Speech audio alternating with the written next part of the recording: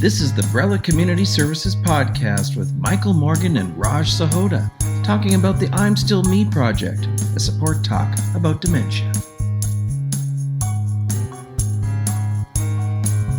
Hello, everyone. Welcome to our second podcast from Brella Community Services Society. I'd like to welcome my co-host, Raj Sahota, who has an alphabet soup list of credentials that would occupy the whole screen if we put them all up. Raj, it's wonderful to see you, and we're going to go in a very interesting direction.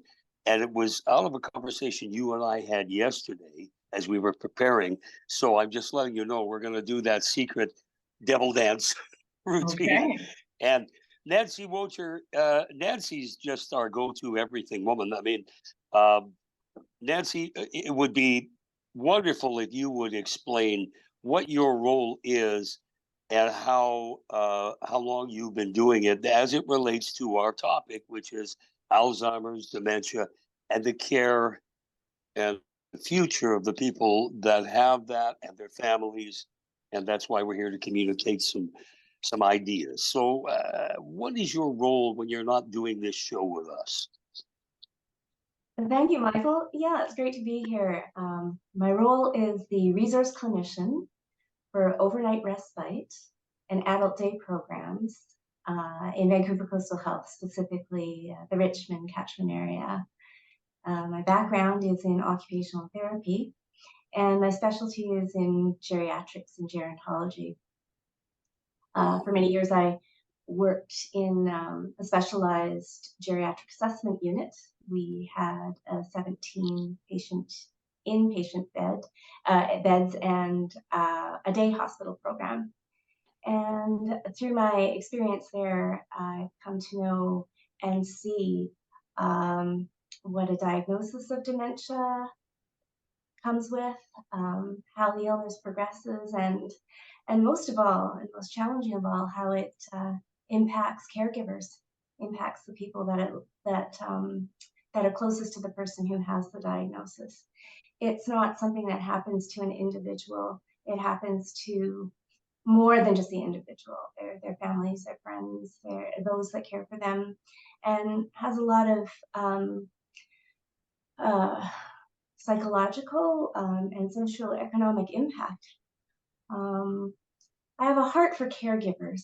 I see that it's very hard on them, but what's also rewarding is my work in being able to walk alongside and provide hints of tips and tricks around communication and connecting and reframing the situation, reframing the relationship, reframing ways of relating to one another. And when I see the joys of being able to once again connect with the person that's still there, I think that's my biggest reward. And well, as you know, doing what I do at Brella, this campaign, this current one is I'm Still Me. So that ties very much into that. Roger Hope. Roger, if I was to list your credentials, we would be doing this as a 2-hour broadcast. But let's boil it down to you are and were and recently retired a very well-known, well-respected news camera photojournalist for Global and attended some of the events of all of our lifetimes. Roger was there shooting it and making it into a news story. And his wife, he will tell you more about, because she is someone who, even in her absence now, still captures the attention, the love, and the loyalty of a huge fan base in this province who loved her. And Roger, I know you've told this story many times, but if you could tell it one more time for this audience, I'd be thrilled. Well, Deborah was, a news anchor in BC for, I don't know, over 30 years. And she was a catalyst. I mean, she was a teacher. She was an amazing person within the newsroom. I think a lot of the people who are working out in the field today learned from Deborah, including me, for sure. And when she got sick,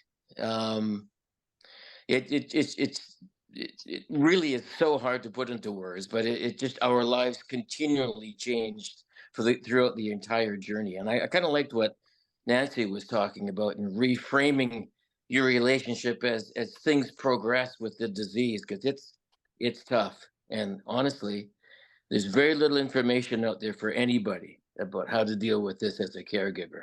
There's no handbook, there's nothing. And that's how it was for us. You used the word tsunami last time we spoke, Michael, and of dementia and Alzheimer's, and boy, I think we need to get ready for it. I mean, baby boomers are of age, and here we go.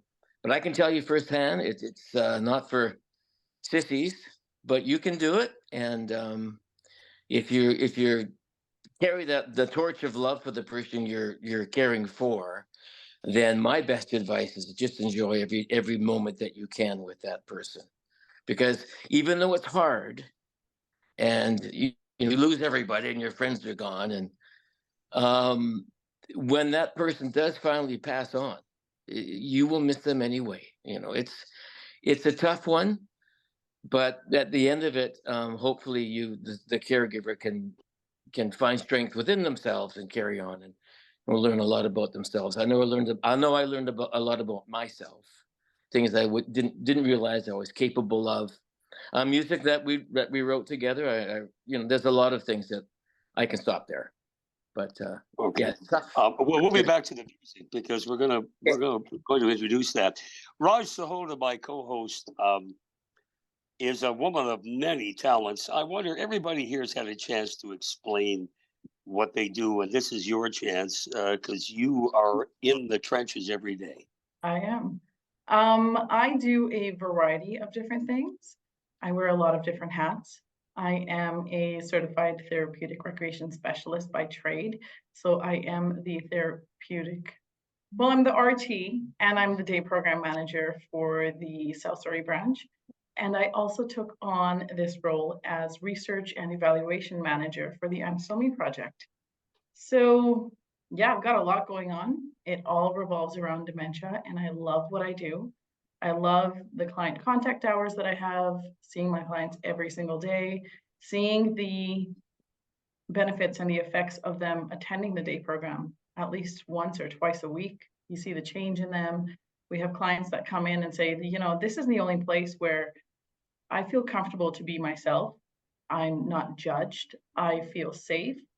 And we love coming here. And that's the part that drives me and keeps me going. And honestly, a lot of people don't know what day programs are, which is where the I'm Still Me project comes in as well. So not only does it bring awareness around dementia and Alzheimer's, it brings awareness to day programs and resources that are available and are out there for people. So yeah. And I think it's good for us to give credit where credit's due. You're in a studio that doesn't belong to you, Raj. Who does it belong to? Who do we need to thank? This is Eleanor Storko. Wait, hold on. Michael, is that right? It is Ellen Sturko, MLA. Ellen Storko, MLA. All right. Yep. You want to try that one more time? Yeah. Yes. You're in a studio, Raj, that has been given permission. You've been allowed to broadcast out of there. To whom do we owe thanks? Yes, this is Ellen Storko's studio. She's the MLA for South Surrey White Rock area. It is an amazing setup. It's the first time I've been in such a professional space, so it's very cool. Raj, we were talking yesterday, just in preparation for today, and I asked you if you ever danced. You remember what you said? I did. I said, yes, I have 2 left feet. And then you went on to, and this will involve Nancy and Roger eventually, but it begins with you. You overcame your fear of dance and music, and it was for a very special occasion that got you on your feet and shucking and jiving. Would you tell us how that happened? So it was a very special request. It was a cousin of mine got married last summer in 2023. And she requested that all of the cousins come together and do a dance performance for her wedding. So there was 9 of us, and we're all grown adults. Some of us are very capable of dancing, others not so much. I'm part of the latter half.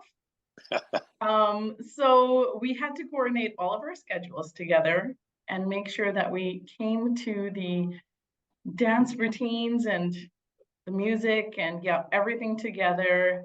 And we'd hold practice sessions at each other's houses. And, we wanted it to be a surprise for the rest of the family, but they would text each other and say, oh, they're at my house today. Why don't you come over for a cup of tea and we can watch them secretly?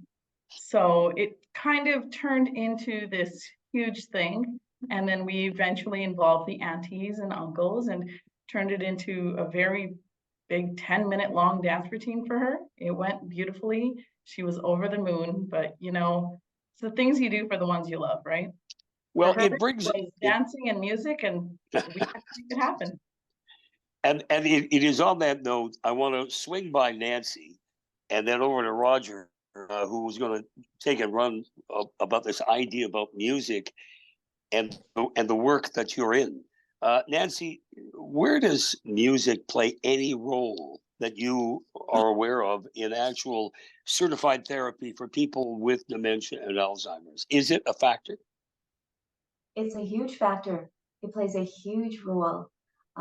Music is out there in society, in jingles, in popular music, music of your generation, and music of preferred genres.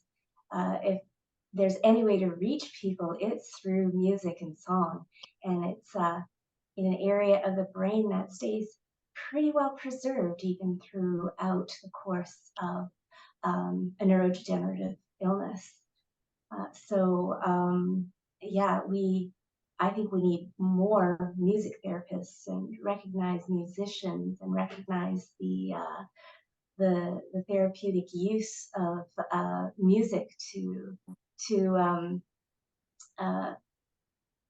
just bring back memories. Music can be associated with so many memories and songs, and the individual with dementia may not be able to carry on a regular conversation, but you start playing a tune and I'll bet you they'll be able to remember a whole verse right through to the chorus. It's amazing, and it's a wonderful way to engage and bring them out of their shell. And yeah, I love using it, and I love seeing it in action.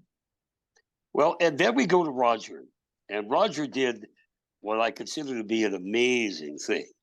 Remember, he's a photojournalist, he's a cameraman, he knows pictures, he knows visuals, but he also is a pretty skilled musician, plays a lot of instruments, has a beautiful voice. Roger, I'm not going to steal your story, but I'm setting you up to tell us what brought you have a double-sided album out now. And I may say that some people with some pretty famous credentials in music have looked at this album, and it's a wonderful piece. So, Roger, how did it come upon you to do an album, and was Deb still lucid when it began? He was, but I'd like to say, Nancy, yeah, absolutely. Everything you said, I completely agree with. Yeah, looking over here. Yeah, when Deb got sick, Deb was a great singer. She sang with the Sweet Adelines, and she had an amazing voice. And I couldn't get too much information on what was important to keep her active, but physical activity was one, and music was another. I grabbed off the internet. So we would sing together. I'd play guitar, and even though she wouldn't speak all day, once a day we would sing together for about 45 minutes to an hour, and she could sing along. It was absolutely astounding to me. And then one day, of course, that stopped, and that's hard. But then I started writing songs about our experience together, and she would kind of sit there and she'd be nodding at me or give me a thumbs up, and it was something that we could still do together, even though she really wasn't uttering a sound at the time. except on the occasion when she really liked a number. She wouldn't speak. I don't think she spoke a word for about a year and a half. And about 3 months before she died, I wrote this little song for her while I was hanging off of her wheelchair. And I may have told this story, but she was looking off into the distance and she looks down at me and she starts, and I realized, okay, she likes this one. I've got something here. And I grabbed my phone and I sang the song into the phone. I think music therapy and music in the lives of people with dementia and Alzheimer's is, I would say, critical. There's the second largest care home in BC. It's a place called New Vista. And they've did have a music therapist for years. And she retired last year. She came 3 days a week, and that was perfect. But when she retired, they decided not to fill that space to save a few dollars. And that's a mistake. And I think that something like that needs to be looked at. And I think it should become part of everyday. It's something that is used to help people with dementia and Alzheimer's. So, Roger, that's a beautiful story. I went and bought that album. You can get Yes. it at Neptune Records on Main, and the artwork is beautiful. The pieces are beautiful, and Thank you. Called Surf Dogs. Well, you know what it's called? It's called Deborah, and Deb spelled her name differently. She spelled it Deborra, and that's what the album is called. And I used to write surf music, and I went by the Surf Dogs. I have CDs of surf music that I would write and play, and blah blah blah blah. And I didn't want to put my own name on it because I felt a little bit silly. So I put it by the Surf Dogs. But the truth is, it's me. It's my daughters who have amazing voices. And Deborah actually sings one of the songs on the album before she got sick. And it's my tribute to her. And I think it could be good for a lot of people who are being the caregiver and losing the person that you love is probably the hardest thing. If you don't get sick yourself, it's the hardest thing you will ever have to endure. And I think this music might help people with that. I was mentioning to at the beginning while we were trying to find you, Michael, that there's a song on there called "And We Cried," and it's the conversation that Deb and I had in the kitchen when she was first diagnosed, and word for word. And I'm proud of it. Then I think if you're someone who is in this situation and you hear a song like that, you know that there are other, that you're not alone, and that there are people out there who are experiencing the same thing that you are. And and music can play a critical part. Okay. Yeah, it's more than okay, Roger. You tear at my heartstrings. I was on camera for an interview with Deborah in the latter days when I was in Seashell. And once you've been in the presence of Deborah Hope, you have been in the presence of an angel. She's a wonderful woman. Raj, I want to bring you into this conversation because all of us at this podcast are aware that, as Roger alluded to, there is a tsunami coming. I am at the front end of the baby boomers, as is Roger. The rest of you kids don't know this stuff, but there's a bunch of people that are heading like lemmings off the cliff. And it is a tsunami. We know that the federal government is well aware. And as Roger again alluded to, and Nancy, there isn't an overall program or blanket that is waiting to capture these people who enter into dementia. Now, Raj, it's a roundabout way of saying Brella is taking a huge step of their own accord. And is there a way for people who are watching this and eventually do watch it that they could contribute to shows like this? You're going out into the community. You've already been out, and you're reaching out all through this month and next month. Is there an email or something where people who are the 1 in 5 Canadians who are somehow or another impacted by dementia can contribute a little bit to this to help us along the way. Yes, so we are a nonprofit organization and we're run primarily on grants and donations. So if you want to visit our website at www.brellasociety.ca, you can donate straight from there, or we do have interact e-transfers as well. All the information is provided there. The most recent statistics show that every hour, 15 people are diagnosed with dementia. Every hour. Every hour as of 2023. Those are the stats. Every hour, 15 new diagnoses of dementia. That's the tsunami that Roger spoke of. That is correct. And that Nancy is in the middle of fighting the war for. Yes. Nancy, from your aspect, I mean, you've been doing this a while now. How are the people that you work with and basically work for, are they aware of this tsunami, and what can they possibly do to mitigate what is going to be a very serious health crisis very soon? Very soon. Well, I think we're already in it. We're already getting wet. We're already wading hip and chest deep in it. Our healthcare providers in all sectors who work with frail older adults are working with enormous workloads, and often are feeling like there really isn't time to do a great and satisfying job. And we do feel like that, and but we also, like those caregivers, do also experience those moments of joy too, when just briefly we can connect, briefly we can, you know, offer a shoulder or a hug or a listening ear, and just some genuine empathy that can really go a long way for a caregiver sometimes, and even for that client. So I think it's here, but I'm also very hopeful because from a health regional perspective there, and from the ministry perspective, they have started to laser in on adult day programs and their value add in terms of healthy lives in healthy communities throughout the health authorities.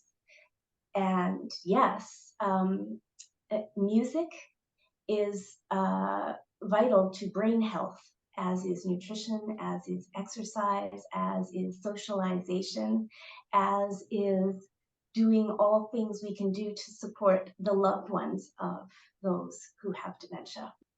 And Nancy, just from a financial point of view, that catalog of services that you provide, that Raj provides, that costs money.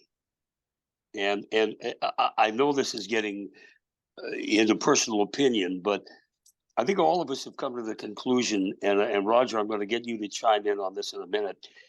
If we want better results, we're going to have to get personally, financially involved in creating them. There isn't going to be a big brother, a big sister, a big organization that's going to say, well, we'll take care of that. It really falls to us to take care of it. Would you both agree? Yes, I agree. And planning for the future is very important. But and also, yes, it's an investment. But there are ways to offset some of those expenses and those, and we can't even begin to put a price tag on, caregiver time, caregiver effort, lost time in wages, lost time in so many other areas. It's just the tip of the iceberg.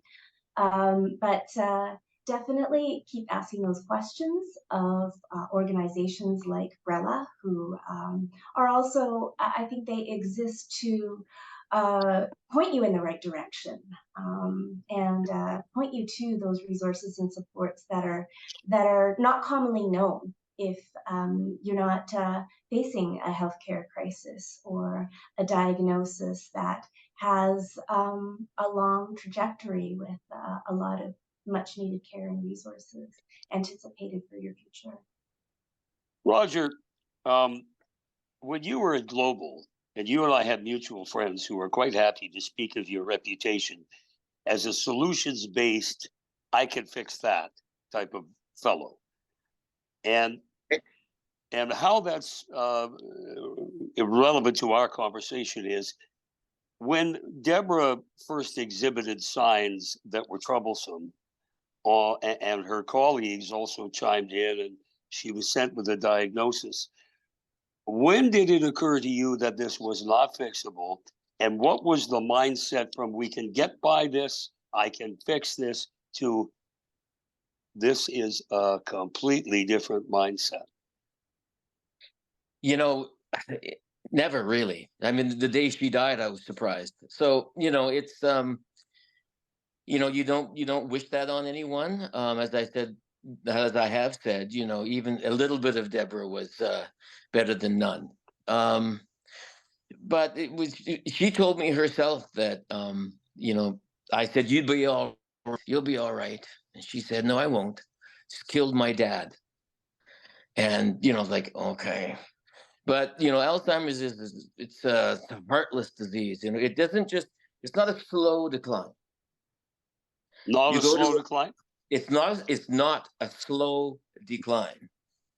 You stay at a certain level and you go, oh, I can manage this. We can live together. We can make this work. And then it shifts. And you go, oh, I see. She can't make a salad today, and she'll never make one again. So, I guess I never really gave that much thought at the time. I was more concerned about dealing with it the best way I could.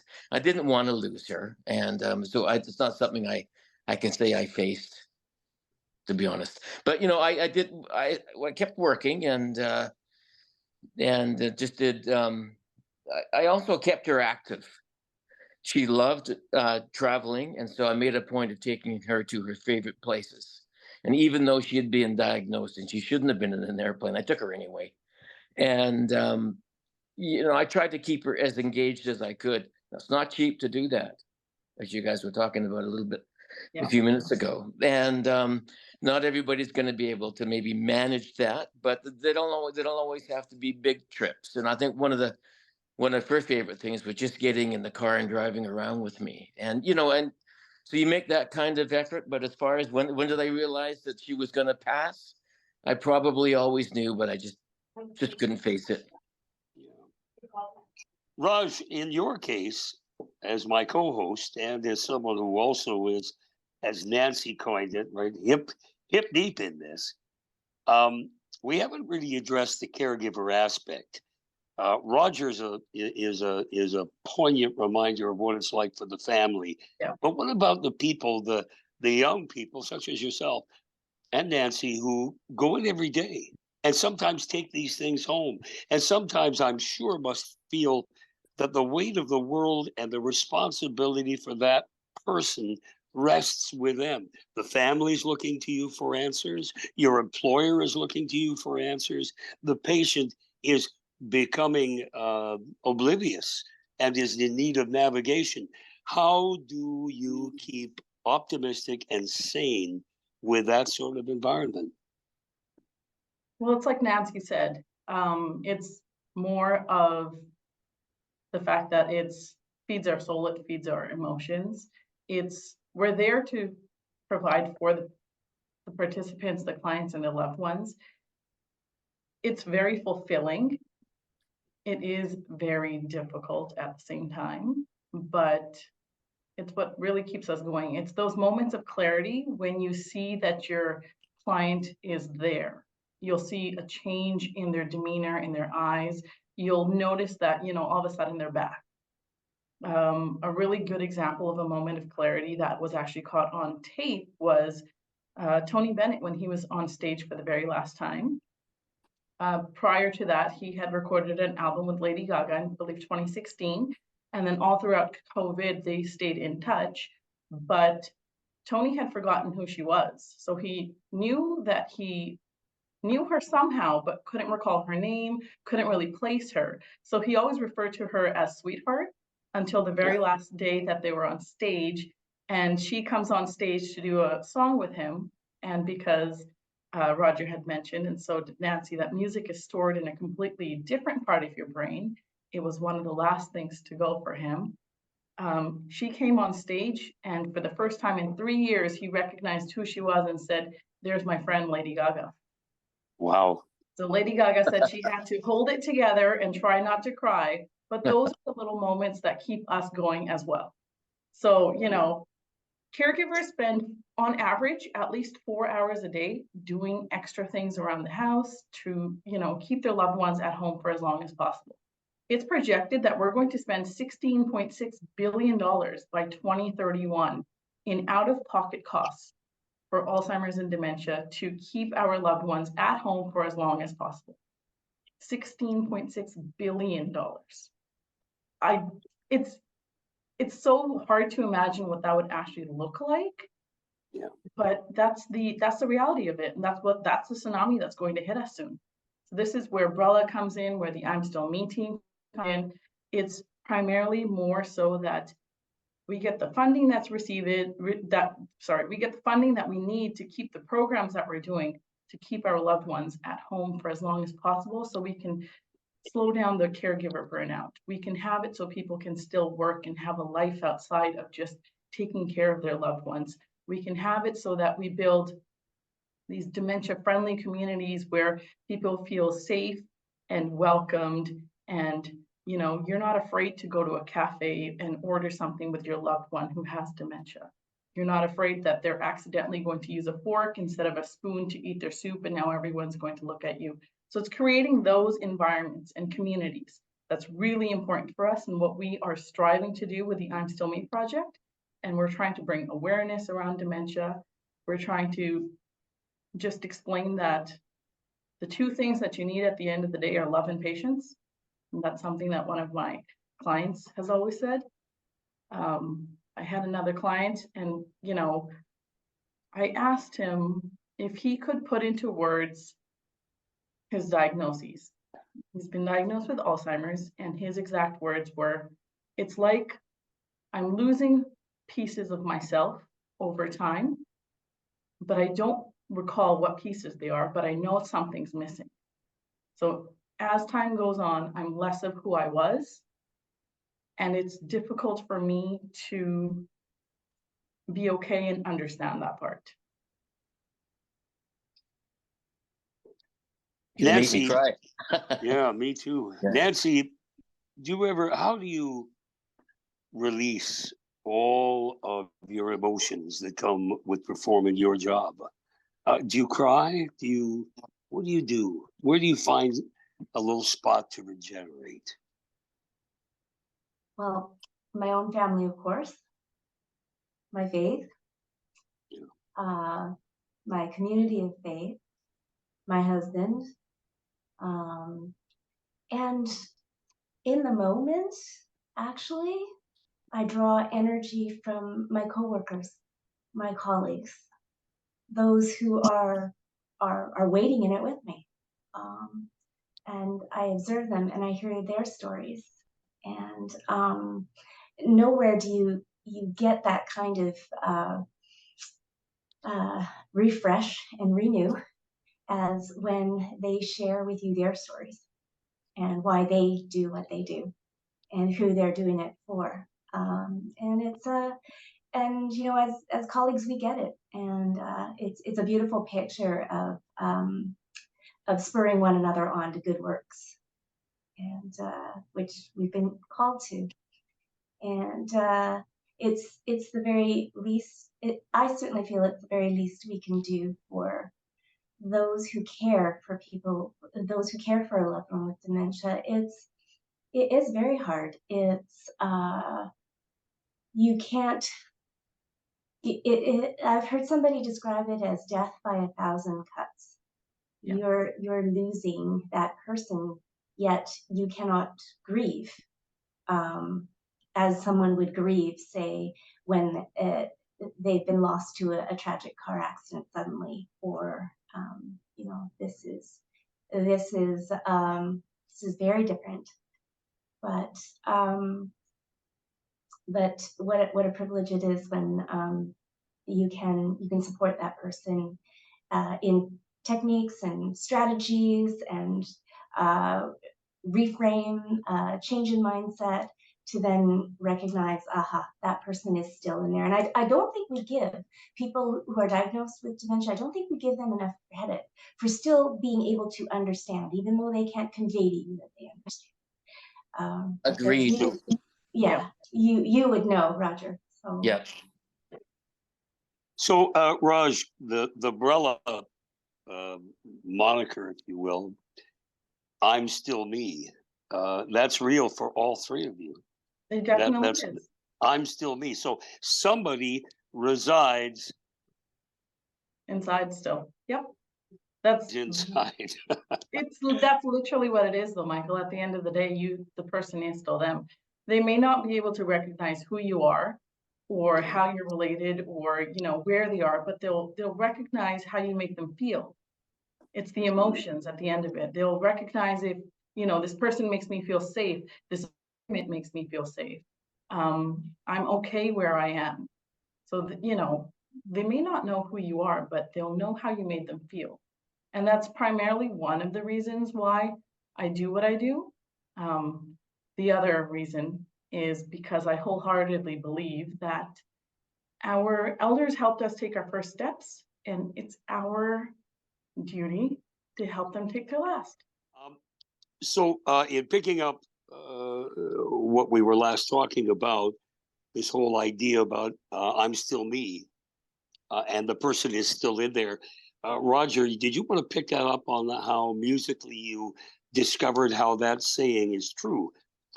I'm still me. Well, yes. When it came to music, she knew exactly where she was. She knew exactly where we were. She knew who I was, I think, and what we were all about at that time. And it was absolutely amazing to me, and it felt like a bit of a miracle, really, when you consider the rest of our day and the rest of our life, and you know how things had been going over those years. That music could have such an effect on her. And I'll tell you, she helped me right to the end. I mean, I wrote all of this stuff and really performed all of these things because of her. You know, it sounds ridiculous. I know I sound silly, but it is true. But I wanted to talk about music therapists.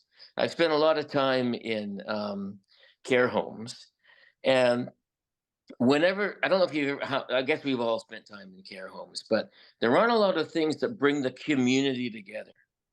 Now, I've seen this in action where it's the day when the music therapist is going to be there. And the people who generally are sort of maybe sauntering around in the care home or sitting in their bedrooms, whatever it is, they start to gather in the area long before the music therapist even arrives. It gives them a sense of community. It's something they can relate to. I think that pretty much says it all. And there isn't a lot of hope there. I hate to say use that word, but there isn't a lot there that gives them pleasure and joy and community. But music gives them all of that, and I think that's something that if it's left out of a care home, I think it's a mistake. Yeah, I agree. Music it's essential. Music, I find, will bring people together, like Roger was saying. And it also gives them a sense of normalcy, as, you know, I'm able to recall this. I've accomplished something. See, everything's still intact. We're still okay. It's a win. It's a small win. And it's those little wins that we look for throughout the days. That's what gives us the courage to continue doing what we're doing, as in Nancy and myself. And, you know, like Roger said, music is everything. And, you know, when words fail you, music speaks. You know, when you see the people in the community starting to make their way to the area where the music therapist is going to bang a drum or play a flute or play some music, whatever it is, you're like, oh my God, look at these people. They have a life now. Yeah. That's it. I won't go. I won't go any further. But I witnessed it firsthand with Deborah. I mean, my goodness, I could not believe what she was capable of, even though she was suffering the way she was with music. Yeah.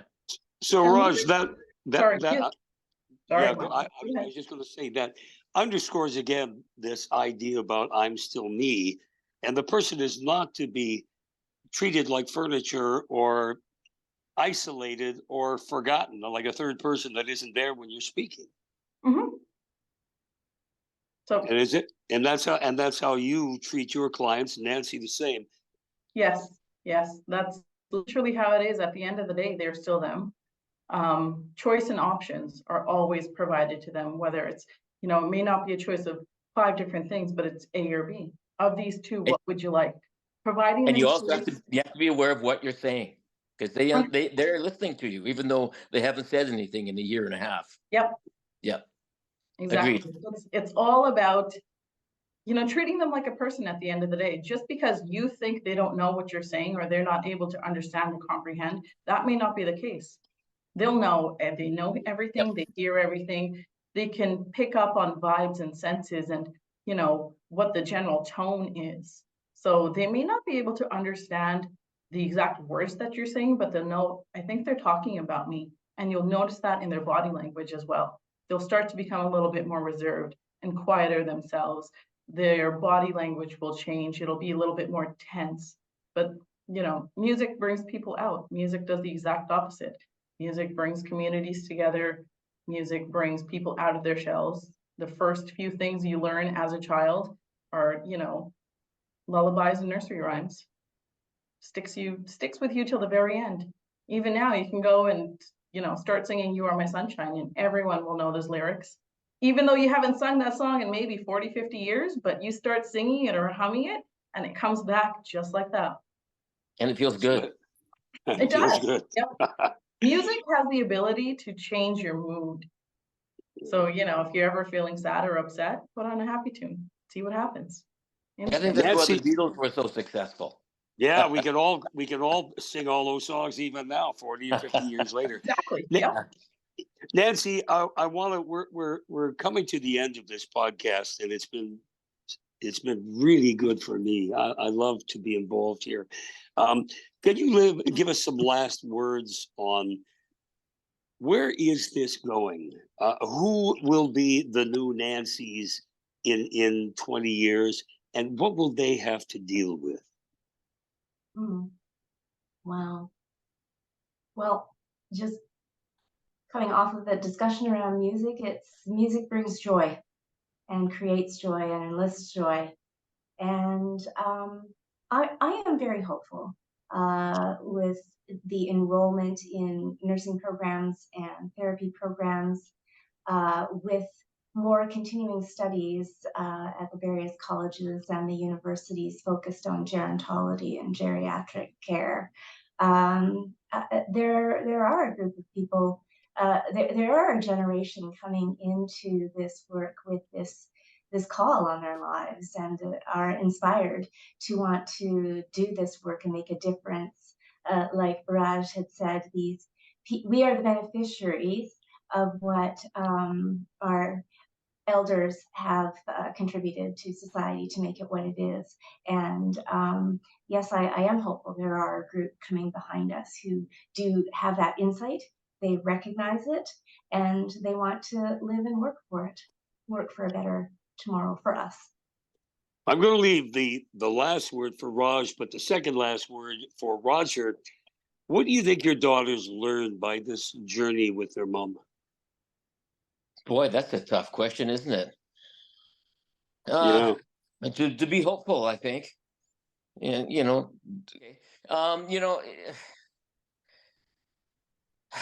I think they learned how strong they were. Because to go through this with their mother, who was just an outstanding person. I mean, she was a great mother and really someone that was really admired and loved in the province by a lot of people, and it made them stronger. It was hard. I don't think they I know that they will be stronger because of it, and they know what love is. You learn about different things, but you learn a lot about yourself without getting specific. I think they're stronger because of it, and Right. scared. And Raj, thank you, Roger, for being here twice. Our second year, you're becoming a fixture and a very, very welcome one. You Well, communicate thanks in for the ways. opportunity to talk about how important I think music and music therapists are in care homes for people with dementia and Alzheimer's. Right. That's Uh, Thank you. and your words are falling on very fertile ground. I know Everybody I can hears see it. that. Well, yeah, I mean, and you did the album. I mean, you did I it. You did. didn't. You're not You just know, talking. it was just, the truth is that it wasn't the intention. It was just a happenstance.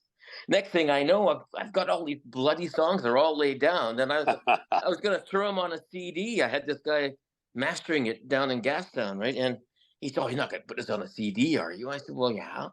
"Oh, got to put it on vinyl." And CDs, people use those for ashtrays now. I mean, nobody's got CDs anymore. Like, what? So, it wasn't meant. I wasn't trying to do that. It all sort of came together at the very end in about 2 months, and somebody talked me into it, really. But I'm proud of it, and I think there are songs on there that people who are caregivers can relate to, for sure. Roger, you have been more than a welcome guest. Thank you. You have been through a journey. Your ability to share it and your thoughts on going forward are so welcome. Raj, we're going to leave the last word to you. Again, I'd like you to tell people how it's possible for them to contribute financially to these outreaches that are being done by Brella. I think it's important to reiterate that. And maybe some final words. We'll be doing more of these podcasts as time goes on. So, Raj, I'm going to leave the last words to you. All right. To donate to our cause, you can always visit our website at www.brellasociety.ca and hit the Donate Now button.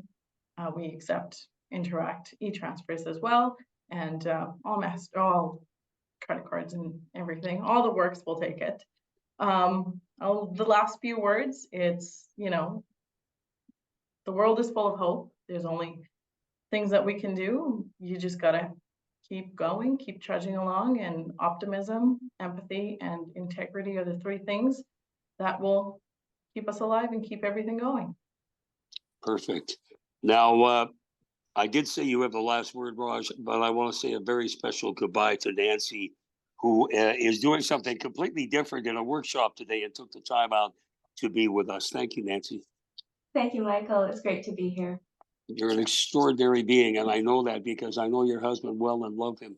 And Wes is proud of you, and so am I. Folks, until next time, let me just say, I hope these words have been helpful. I hope you do consider sending money, because all of it goes into exactly this. It's about communications, all of it. And we're happy to be a part of that. Thank you, and goodbye to all of you until next time.